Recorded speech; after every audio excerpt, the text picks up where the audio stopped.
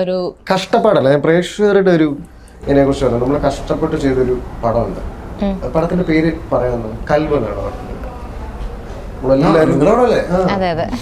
അപ്പം അത് ഈ ചാനലായതുകൊണ്ട് ഞാൻ പറയുന്നതല്ല, അങ്ങനെ വിചാരിക്കാതിരിക്കാൻ വേണ്ടിയിട്ടാണ്. അതിൻ്റെ ഒരു എക്സ്പീരിയൻസ് എന്ന് വെച്ചാൽ നമ്മൾ കുറേ കഷ്ടപ്പെട്ട് ചെയ്തു. അപ്പം അതിൻ്റെ അകത്ത് എന്താ പറയണ, ഫേസ് വാല്യൂ ഇല്ലാത്ത ആക്ടേഴ്സ് ഇല്ലാത്തതുകൊണ്ട് ആളുകൾ കയറിയില്ല എന്നൊക്കെ പറഞ്ഞിട്ട് ആ പടം OTT-ൽ വന്നപ്പോൾ ഭയങ്കര ഹിറ്റായി.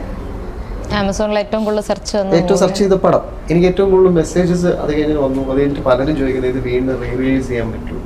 അപ്പോൾ കഴിഞ്ഞ ദിവസം ഒരു പ്രൊമോഷൻ പോയ സമയത്ത് ആൾക്കാർ വന്നിട്ട് ലാസ്റ്റ് എന്നെ തിരിച്ചറിയിച്ചു കൽവെന്ന് പറഞ്ഞപ്പോഴത്തേക്ക് അതിൻ്റെ തന്നെ ലുക്കും പരിപാടിയൊക്കെ ഡിഫറെൻ്റ് ആണ്.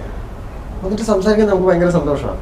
അപ്പോൾ എന്ന് പറഞ്ഞാലാണ് നിങ്ങൾ ഈ കഷ്ടപ്പാടെന്ന് പറഞ്ഞാൽ നമ്മളുടെ കഷ്ടപ്പാടാണ് എല്ലാ പടവും കഷ്ടപ്പെട്ട് ചെയ്യുന്നത്. പ്രേക്ഷകർ വന്ന് കണ്ടാലേ നിങ്ങൾക്ക് നിരന്തരമായി നമ്മളെ എപ്പോഴും അടുത്തടുത്തൊരു സിനിമയിൽ കാണാൻ പറ്റും. OTT-ക്ക് വേണ്ടി വെയിറ്റ് ചെയ്തിരിക്കുക. പിന്നെ അതുപോലെ തന്നെ ആരെങ്കിലും ഒരാൾ ക്യാമറയുടെ മുന്നിൽ വന്നിരുന്നൊരു റിവ്യൂ പറയുമ്പോൾ അതിലേക്ക് ട്രസ്റ്റ് ചെയ്തിട്ട് നിങ്ങളുടെ ബുദ്ധിയും നിങ്ങളുടെ ഇത് ഉപയോഗിക്കുക. കൊള്ളില്ല എന്ന് ഡയറക്റ്റ്ലി നമ്മൾ അതൊരു കഷ്ടപ്പാടാണ്. ഒരാൾ ഒരു ഇരുട്ട് മുറിയിൽ എന്തൊക്കെയോ അഭിപ്രായങ്ങൾ കാണിച്ചു കൂട്ടി പറയുന്ന റിവ്യൂസിൻ്റെ പുറത്ത് പോയി സിനിമ കാണുക. വിമർശിക്കാം. വിമർശനങ്ങളെ നമ്മൾ പൂർണ്ണ 2 കൈ നീട്ടി സ്വീകരിക്കുന്നതെല്ലാം ചെയ്യുന്നു.